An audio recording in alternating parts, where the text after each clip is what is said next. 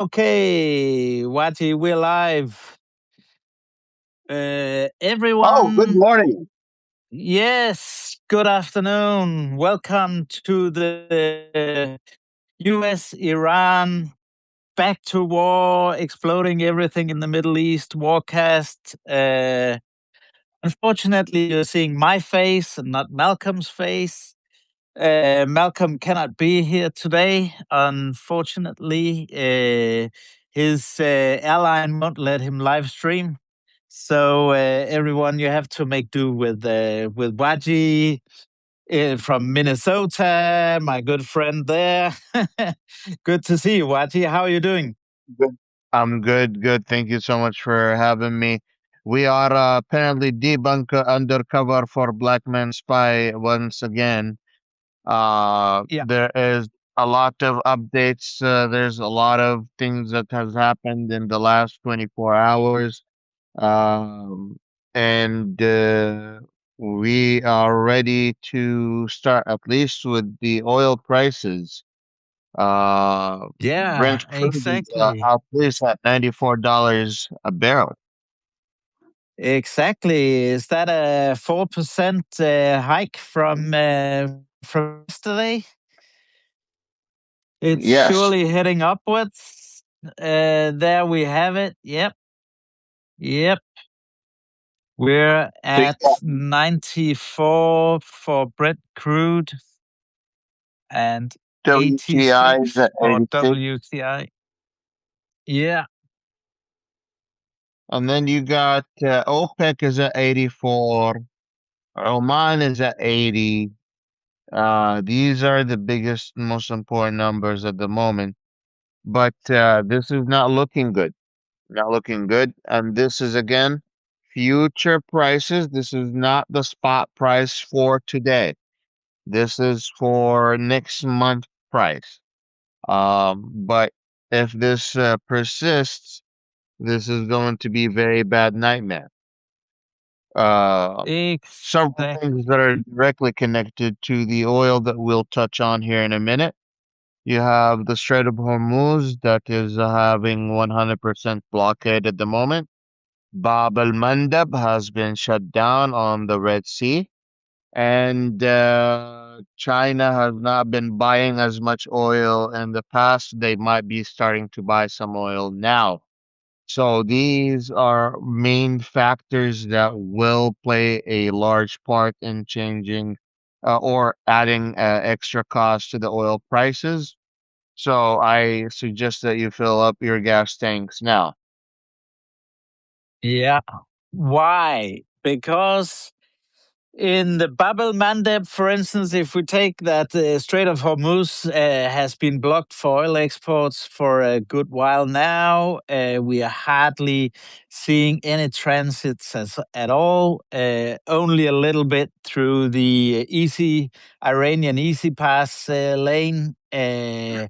So that has been blocked for a good while, and on a normal day before 28th of February, there would be, is it around about 20 million barrels per day through the Strait of Hormuz? Is that correct, Wati? At least 10 to 20 for Iran. Saudi Arabia also had at least 20 million, at least. There was at Yeah. least 150 million barrels of oil passing the Strait of Hormuz on a daily basis. But after this after this Strait of Hormuz blockade, you're noticing that all of the oil stopped flowing. Here, you have to know the Strait of Hormuz is the twice as size as Bab al Mandeb. Bab al Mandeb is also a strait, but the Yep. waterway by Bab al Mandeb, where my pen is at, is way more contested waterway, way more shallow. Not all ships can pass through there easily, fully loaded. You also have this um Suez Canal. The Suez Canal was done by the Egyptian people during the time of the king. a lot of people who are a lot of Egyptians died digging up that side, and that opened up trade from the for the Red Sea to Europe.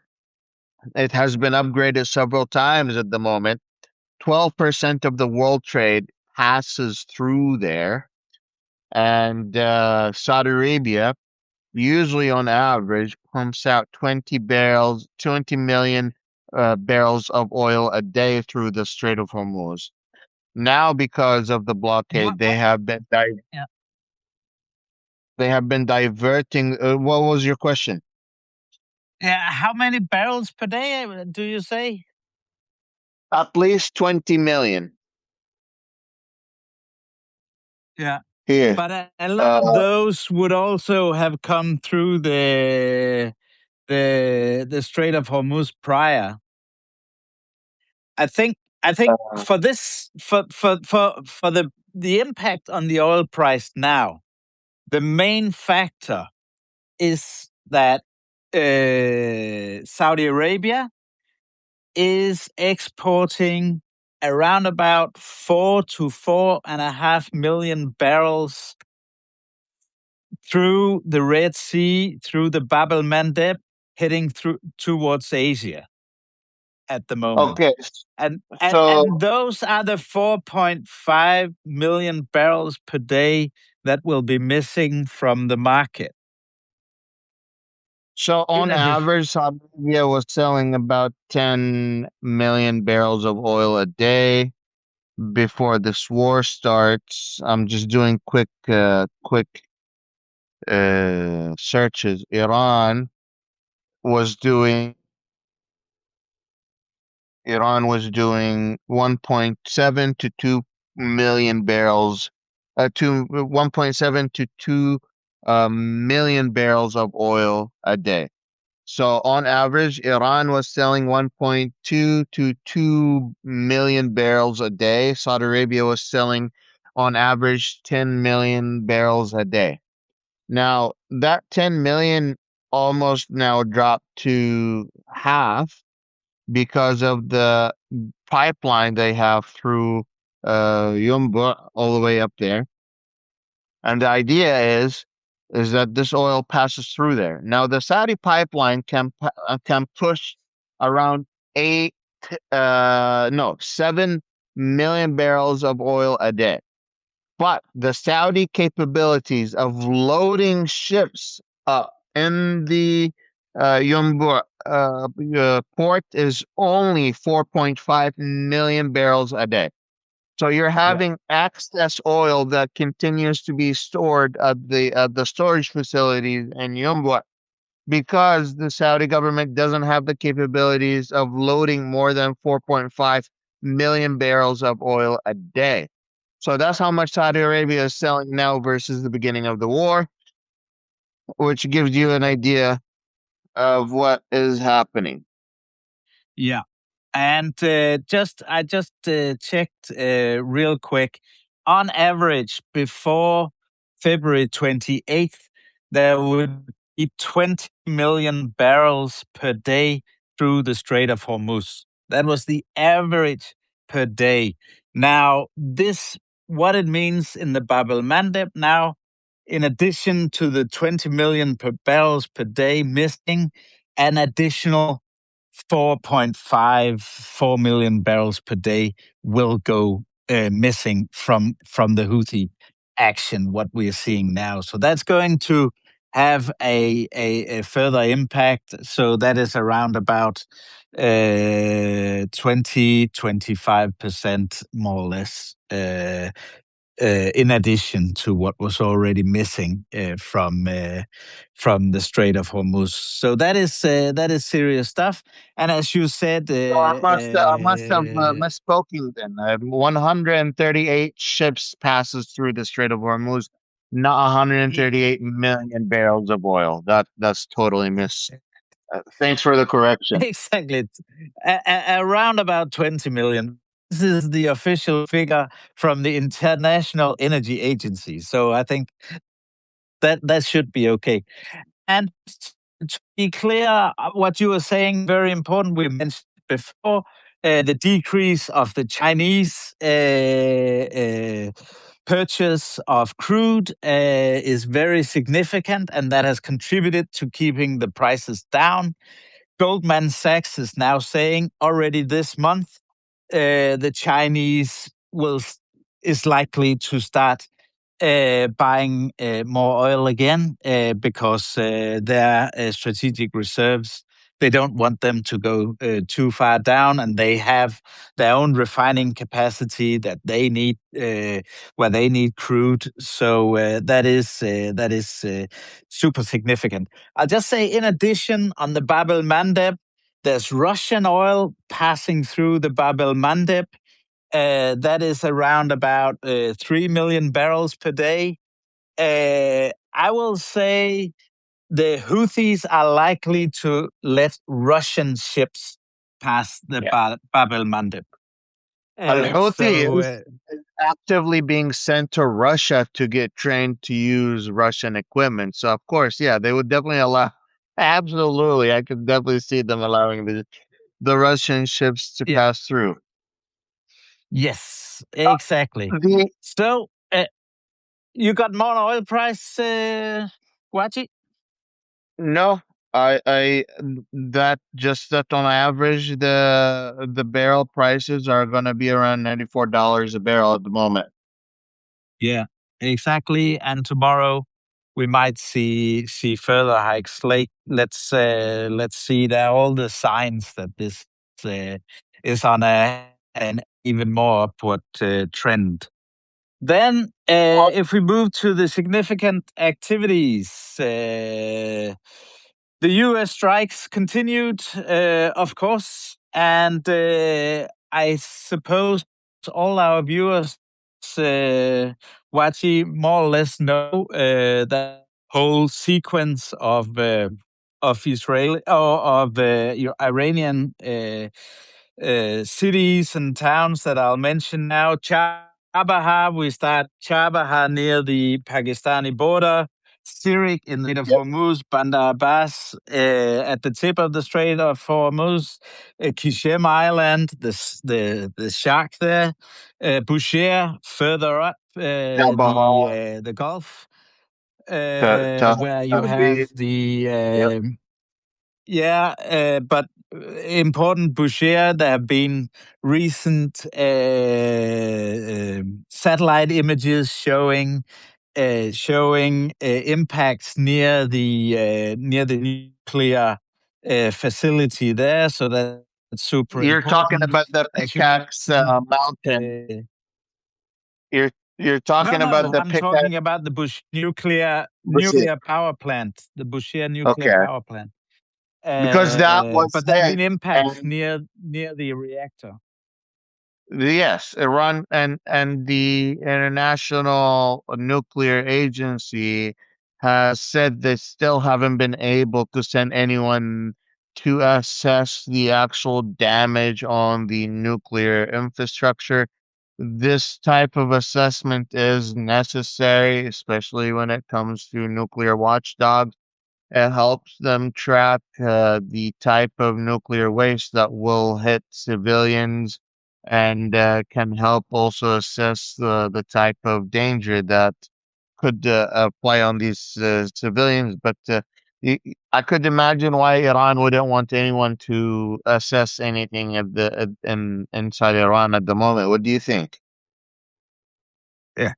Oh, I mean, clearly, and they expelled the IAEA inspectors after the strikes in June last year, and they're not going to let them back in unless they get a really good, sweet deal that they like. Then they might, but that's not a likely scenario. I will say. But U.S. strikes also, I think you mentioned Tabriz, very important for missile launches, etc., etc. However, I've still not seen any evidence that the Iranian ability to send missiles west is impacted by the strikes around Tabriz or elsewhere. Then we have Pachin was also struck, also a site with relation to the nuclear program. We don't know exactly the impact. Where I have noticed the impact is the Masha gas refinery. That is one of Iran's most important sites for natural gas. That was struck. That's at Masha. That is up at the very end of the Gulf, on the Iranian side of the border. On the Iraqi side, you have Basra. On the Kuwaiti side, you have Kuwait, and then on the Iranian side, you have Marshah. And there's a huge natural gas refinery, and that was struck by the Americans. You have more to add about strikes in Iran, Waji? I sorry I missed the last 30 seconds. I got a phone call and I had to hang up on them because I don't know why I'm getting phone calls at the moment. So I totally missed everything you said in the last 30 seconds. I apologize. Okay, it was about the Masha natural gas center. So that is super important. Then, obviously, Iran struck back, and if any of our viewers have we could make like a quiz for them to guess where where the Iranians struck back. I'm sure all our viewers know it'll be Kuwait, Bahrain, and Jordan. That That's right. happened over the last 24 hours as well. If we start with Kuwait, there is now electricity rationing because the Iranians have struck the power grid. So the state of Kuwait has enacted electricity rationing. They've struck a significant radar at the Ahmed Al Jaber Air Base. What kind of radar did So they strike? significant.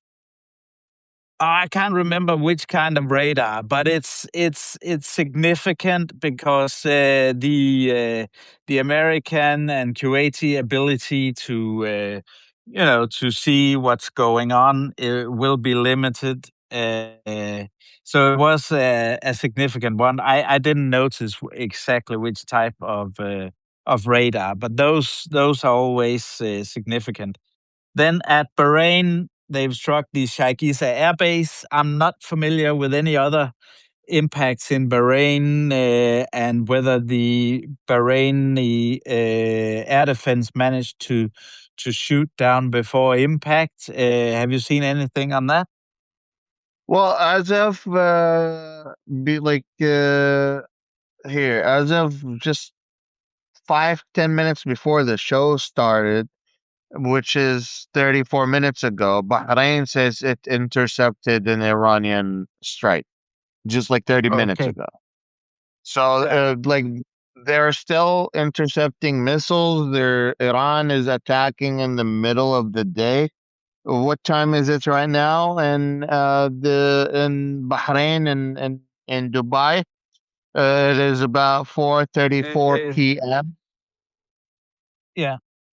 So it's not it's in the middle of the day or just beginning of the evening, and that tells you everything Yeah. that you need to know that this war is at full scale. It is tit for tat to Yeah. a big extent, but that we are at a full scale war. You're no longer uh, doing MOU negotiations and sitting down at the talking table and have a ceasefire. No, you have an active war, and then you have talks on the sidelines that are actually actively happening. And according to the latest sources, these talks in Switzerland are up to no good. Nothing's happening.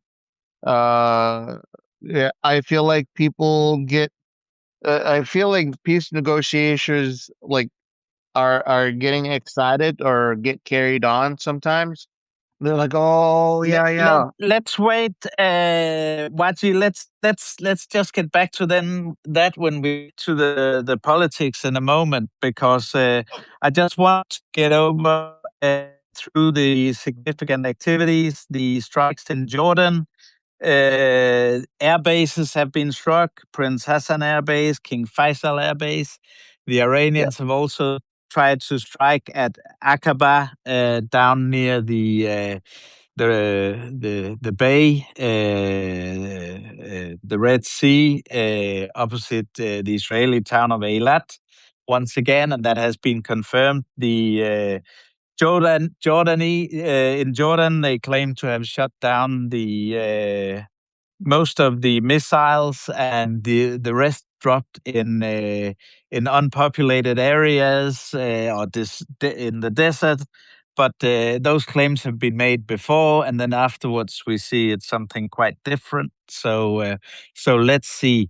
What I have seen in this relation, and that's quite interesting. There are videos being circulated on social media that U.S. soldiers have leaked from the Muwafaq al-Salti air base, where three U.S. Service members were killed only this week, and are being returned to the U.S. Now.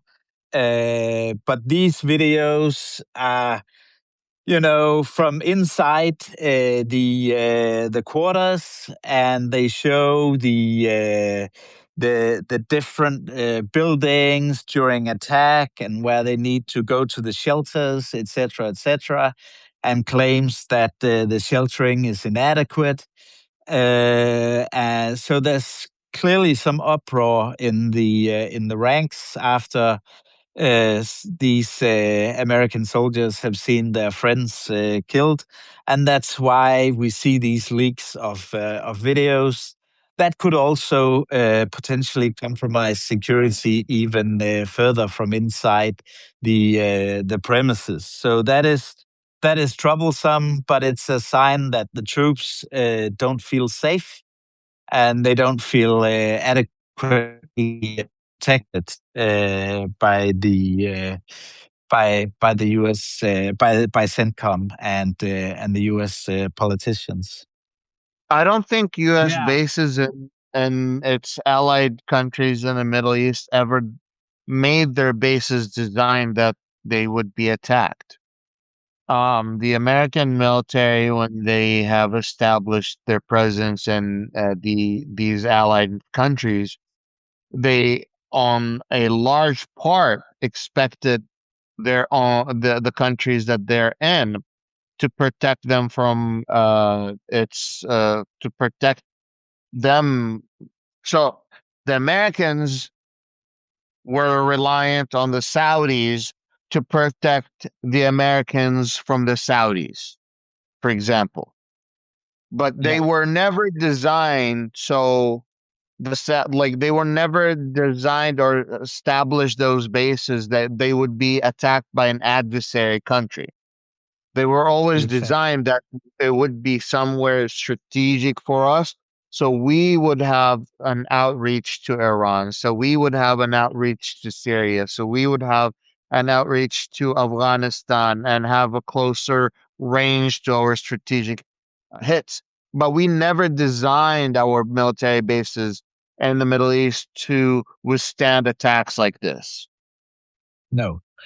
And it's quite surprising that when you've had 45 days of hot war, and you go into a lengthy ceasefire, and you restart the war, that you haven't used the ceasefire to protect your forces better. And that's what I talked about just after the strikes on the Muwafaq al-Salti air base, where we've seen the significant U.S. casualties. That's quite shocking. That apparently nothing has been done to improve air defense, to improve sheltering. They've had the warning after what happened in Kuwait at the beginning of the war, and then we see a similar incident play out in Jordan, thousands of kilometers from Iran. 100 odd days later. So there'll be some uneasiness and some criticism, lots of criticism. I'm afraid of the U.S. Military leadership. And that being said, I guess, Wachi, if we turn to politics, I don't know if you heard something from the hearing in this with Pete Hegseth and and the chairman of the Joint Chiefs. I've only heard tidbits, but Let me see if Pete I can Hegseth, pull it out for what you. the imposter chief Pete Hegseth was lambasted. And obviously, some of the senators quoted his earlier statements that the Iranian capabilities had been obliterated, and that the U.S. had already won the war, and uh, that the Iranian that the Iranian forces had been rendered combat ineffective. These are all quotes that I picked from the hearing, and obviously the senators were saying, "But what were you talking about? Was this just something?" And obviously, Hegseth didn't want to answer their questions, but it's just the normal lying and these these lies that would almost rival the Kremlin in the way they are trying to portray the war they are conducting. So that is quite shocking, but unfortunately no surprise when you followed Trump and his defense secretary and the likes for a long time. What have you got This was there, Wachi?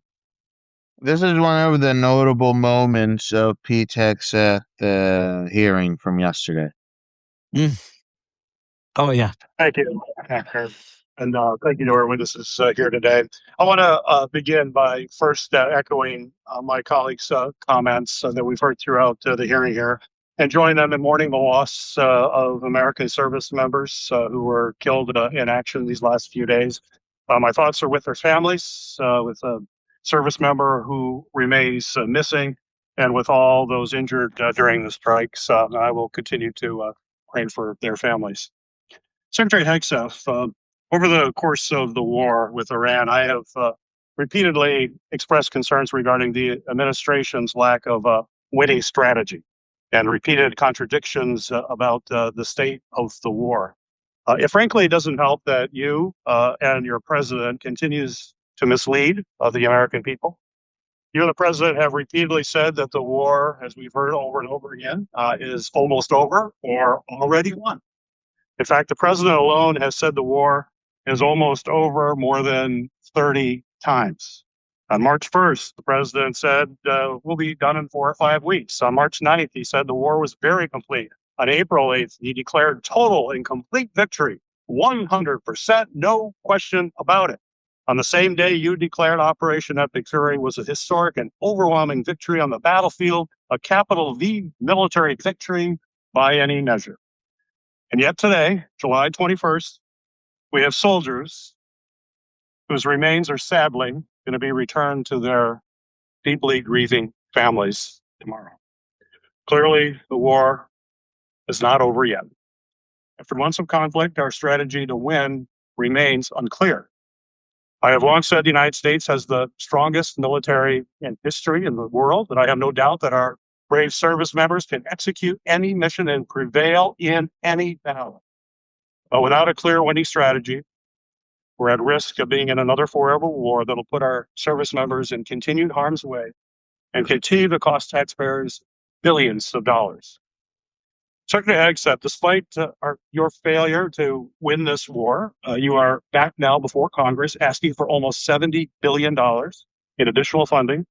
You're asking the American people for a blank check because, once again, Trump administration's efforts have been an utter and complete failure to win this war to this point. So my question for you, sir, is how is your strategy different than what we've seen in the past? So far, we have not seen a strategy that's been successful. You mentioned nuclear material as the primary goal of the war. It still exists. We haven't dealt with that issue yet. You talk about the destruction of missiles, and yet the missiles that we saw hit recent targets are actually somehow more lethal, more deadly, more maneuverable than what we have seen in the past. So they're obviously improving their munitions.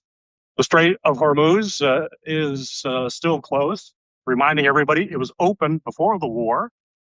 Prices were lower for everybody until the war, and it still remains closed.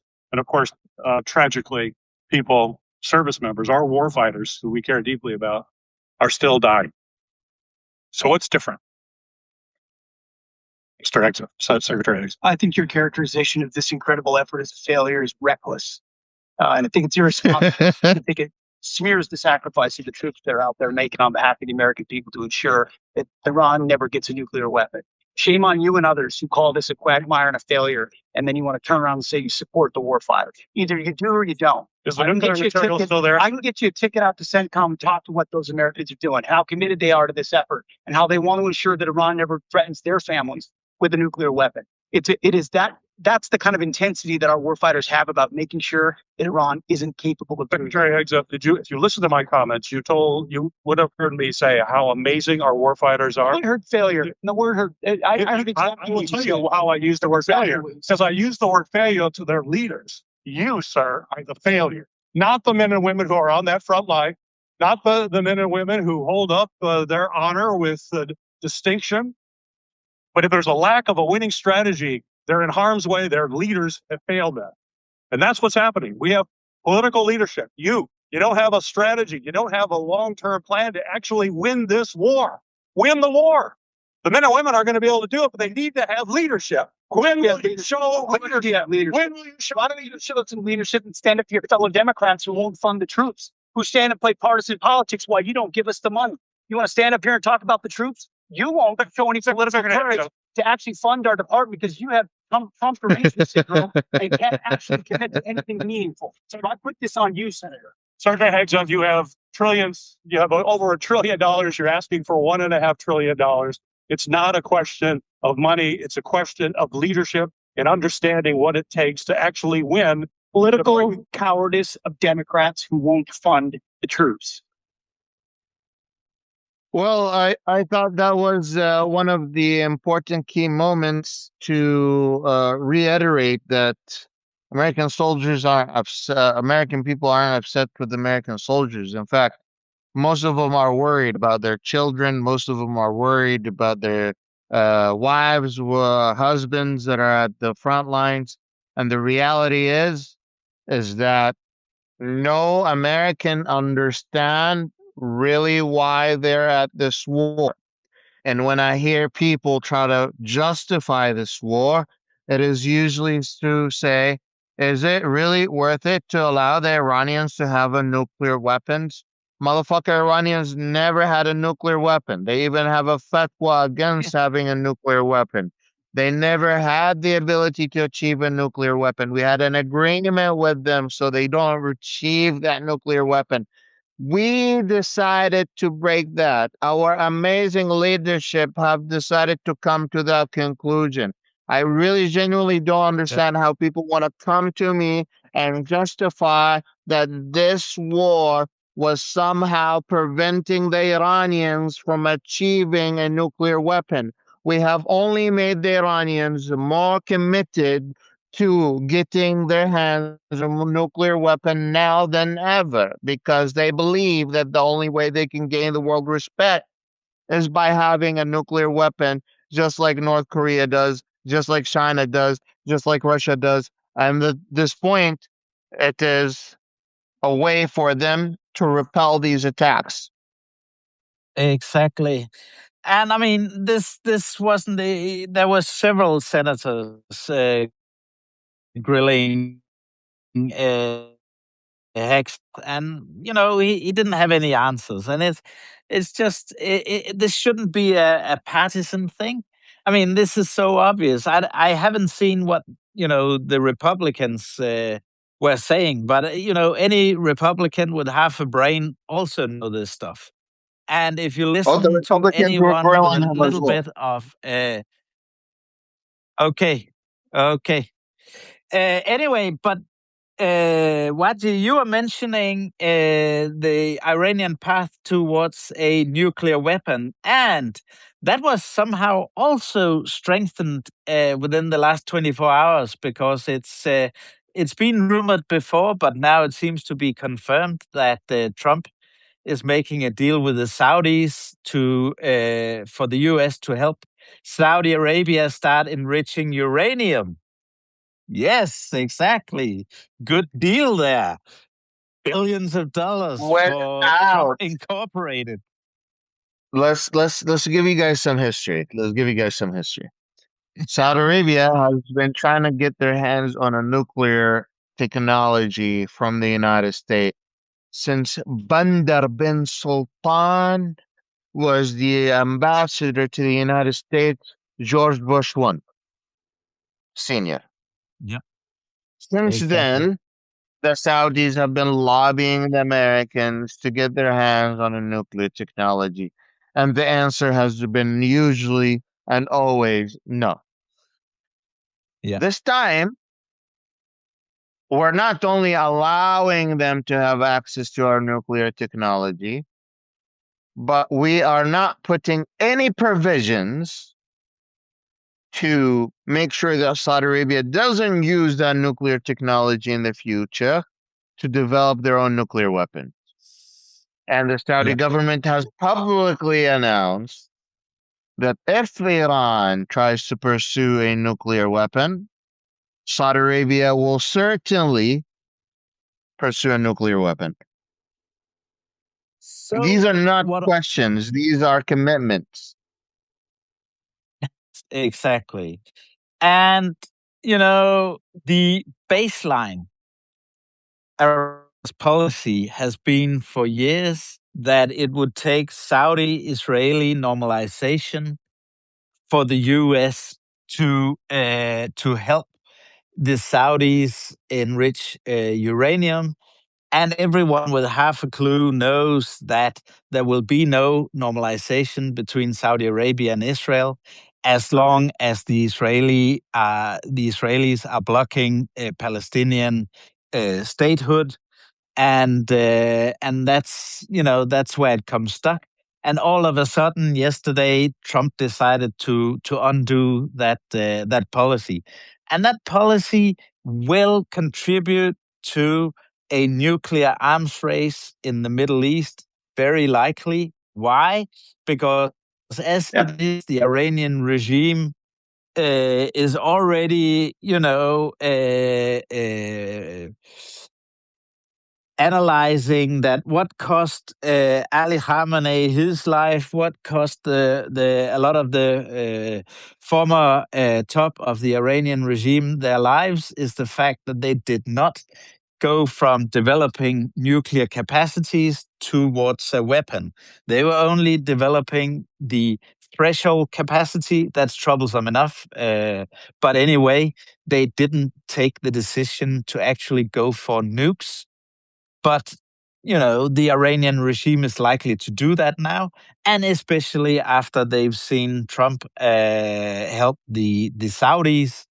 So there's more, more fuel on that fire. So super troublesome as well. Ay, ay, ay, ay. Yeah, Well, and go on. go for it.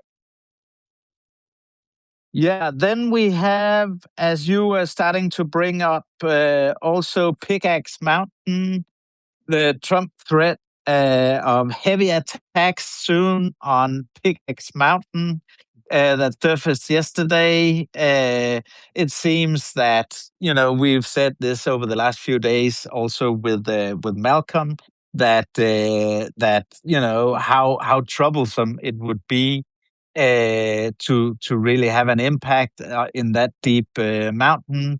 And it seems that the Israelis are feeding this intelligence intelligence, quote unquote, to the to the Trump administration to make sure they continue the war. And yeah, it's really something that won't solve anything in as far as I can tell.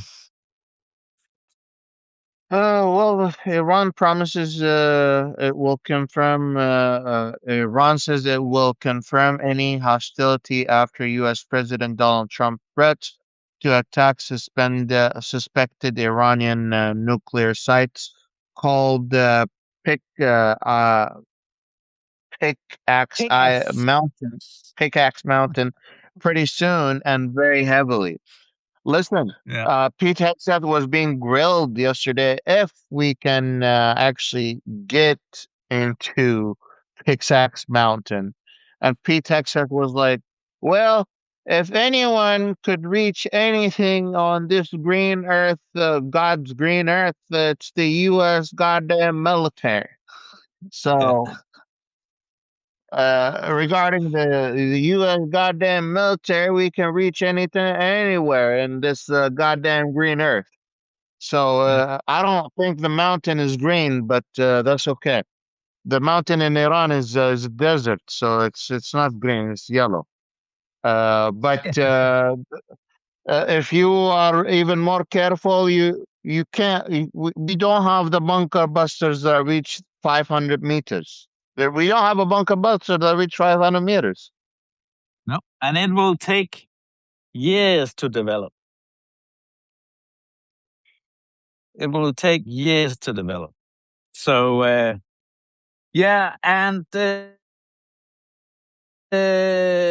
what I've marked down is what you started talking about with regard to MOU and peace talks, etc.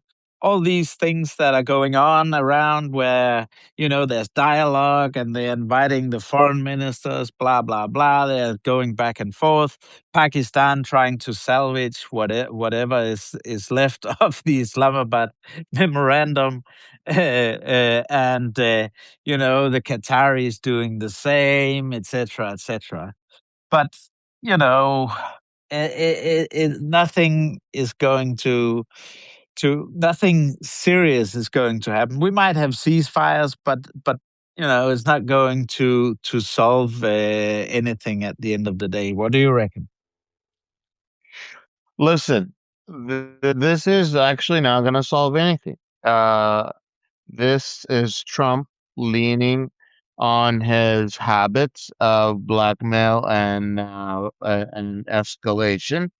Israel has a policy of escalation only.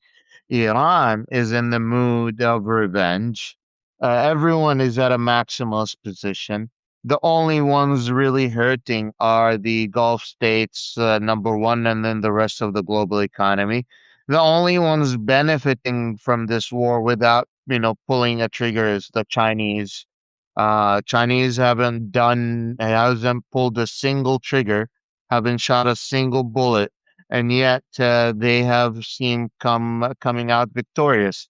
U.S. Military bases are slowly being kicked out of the Middle East.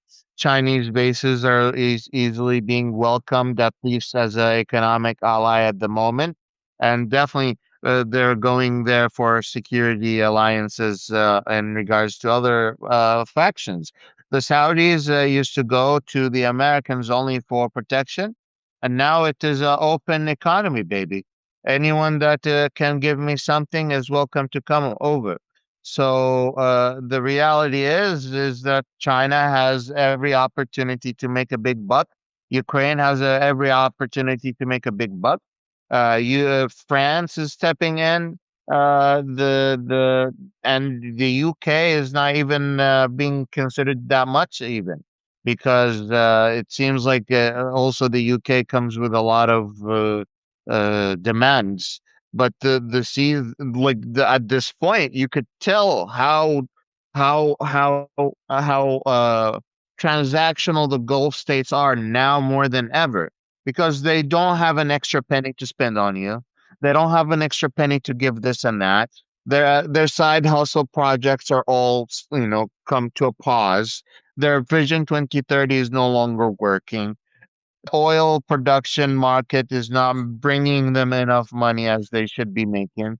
So no, the Habibi relationship that you had with the Gulf states is no more. Mm. Exactly, and from a European perspective, all I'll say is it's regrettable that the Europeans cannot act as one, because it leaves the space to malign actors. The US is on its way out.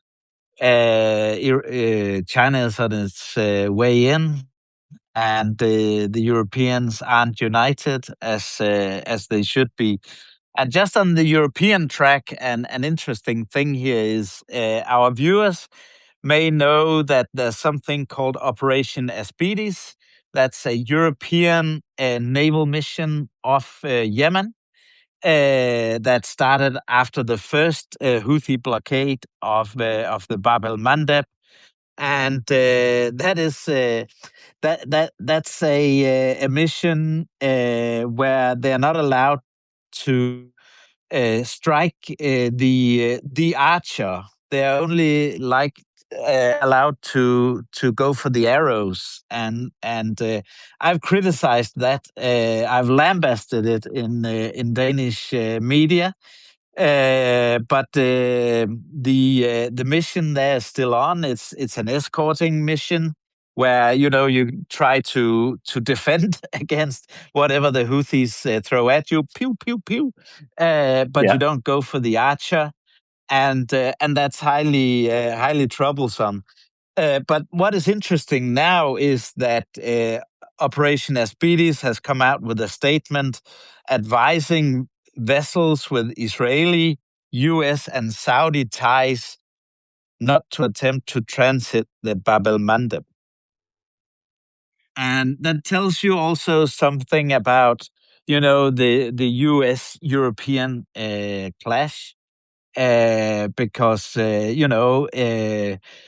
only before Trump came into power, we would have had a coalition of sorts in such a situation, but Trump has made that impossible. But that statement from the leadership of Operation Aspides came out today, so it's quite telling. Yep. Well, we have Yeah. 10 minutes left. Did you want to go to questions, or was there anything else you wanted to cover? Yeah, let's go to questions. Can we take questions? We didn't put up a chat, did we? No, I but literally. if they read it, there is three dashes. You're using your phone, right? Yeah, exactly, You see, exactly. there's I at the bottom right, there is the heart button, right? Next to the heart button, Yeah, there's a yeah, triangle upside down. Click on that triangle upside down. There is yeah. a setting where you turn it on and it will only show you questions.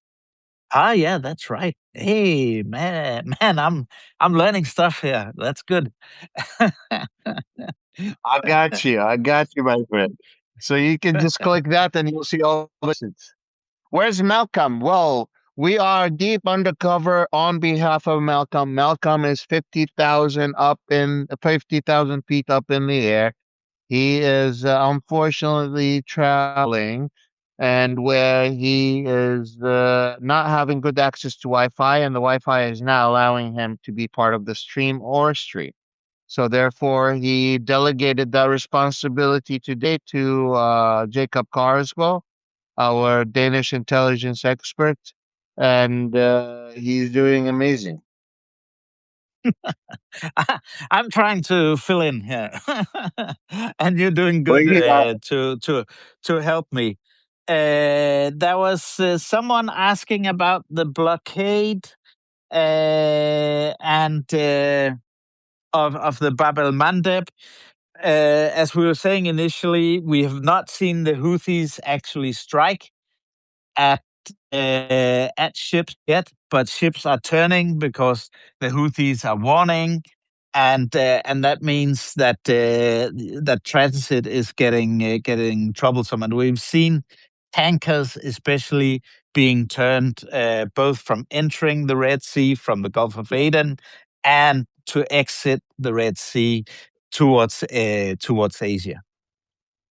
The thing you need to know is that let's put things into consideration. When Iran hit an oil tanker by the coast of Oman, it took them at least 24 to 48 hours to put that fire down.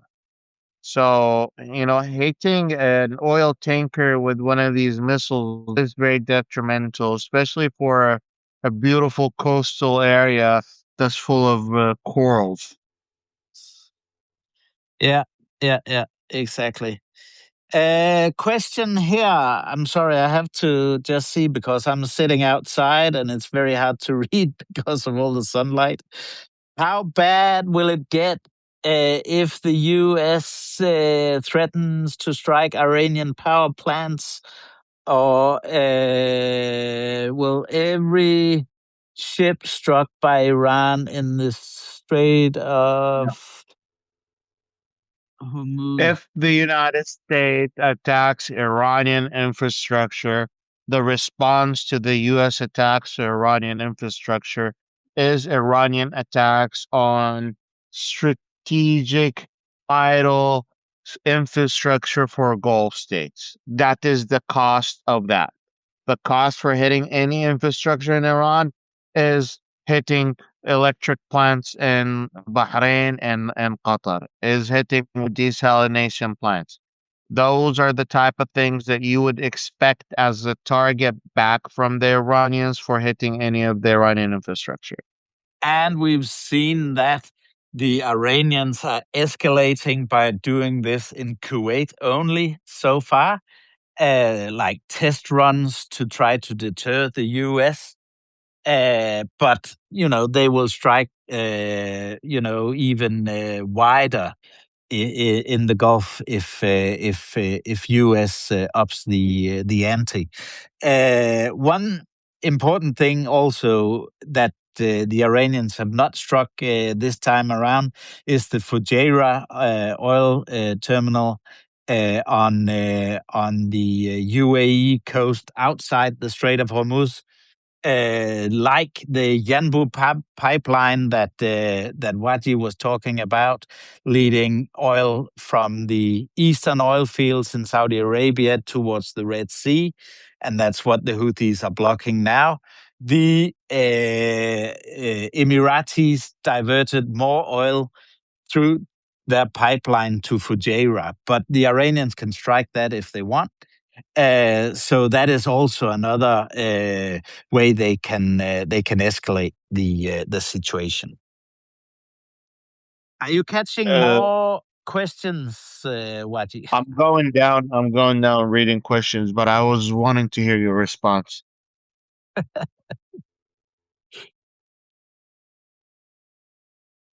Did you discuss U.S. helping Saudi Arabia with nuclear Yes. enrichment? Yes, we did. Check out this this podcast when we're done. You get it there. Will Iran invade U.S. bases in Kuwait? No, they will not invade U.S. bases in Kuwait. But if it gets really bad, they could threaten Kuwait. I don't think they'll attempt to do anything. That's my personal assessment. I don't think Iran will run the risk at invading Kuwait. It's good for them to threaten and to scare the Kuwaitis, but this will have to get a lot worse until we see an Iranian push for Kuwait. They'll escalate the steps that we talked about before they would do that. That's my assessment. Someone is asking what if Iran already has nukes? Iran doesn't already have nukes because the reason you would have a nuke is for one tactical purpose, and this mutual assured destruction. The only way you can have a nuclear weapon and actually benefit from it is if all the countries know that if they attack you with a nuclear weapon, you have the ability to attack them back and destroy everything they have. So if you launch a test missile and that was the only missile you have, that would be a very stupid thing for you to do. What you would end up doing is you would have multiple nuclear missiles and you would announce it to the world that I have multiple nuclear missiles and I'm about to do a test for one. That way that everyone knows that if you've just tested your only one, Israel, if they attack, like, and you just use your last one, Israel will attack you right away. But if you use your only, if you have multiple ones and you made it very clear that you have multiple ones and you're doing a test, then Israel wouldn't attack you because you already have the response of a mutual assured destruction. Correct me if I'm wrong. What the Iranians would do? What the Iranians would do? They would do a test, a nuclear test detonation, and then they would say, "Okay, if the U.S. attacks on Iran don't cease, we will launch a nuclear weapon against Israel." That's my assessment. I There could you see go, that. U.S. Stop attacking us. So Yeah, that's what the future might hold. that's crazy. That's Let's crazy. see if Yeah. we have any more questions. How do we get to a I saw resolution? someone asking about Lebanon. We've not talked about Lebanon. I can just throw in here the Lebanese president Aoun is in Washington, D.C., or rather, he was yesterday. I don't know if he's still there today, meeting with Donald Trump and trying to get Donald Trump to pressure the Israelis to withdraw from Lebanon. We've been around the block before. We've heard it before. Essentially, I don't think Trump will be able to get the Israelis out of Lebanon. So there we go again. The next Yeah, go ahead. the next round of talks between the Israelis and the Lebanese are going to be in Italy. The prime minister of Lebanon, who is Sunni, is in southern Lebanon as we speak, checking the latest section that was left by the IDF. That was a space that was occupied by the IDF and now taken back by the Lebanese military. So the prime minister is in southern Lebanon, pushing that narrative that was part of the agreement that the Lebanese military will start taking active role of de-arming and Hezbollah and actually trying to protect the border between Lebanon and Israel.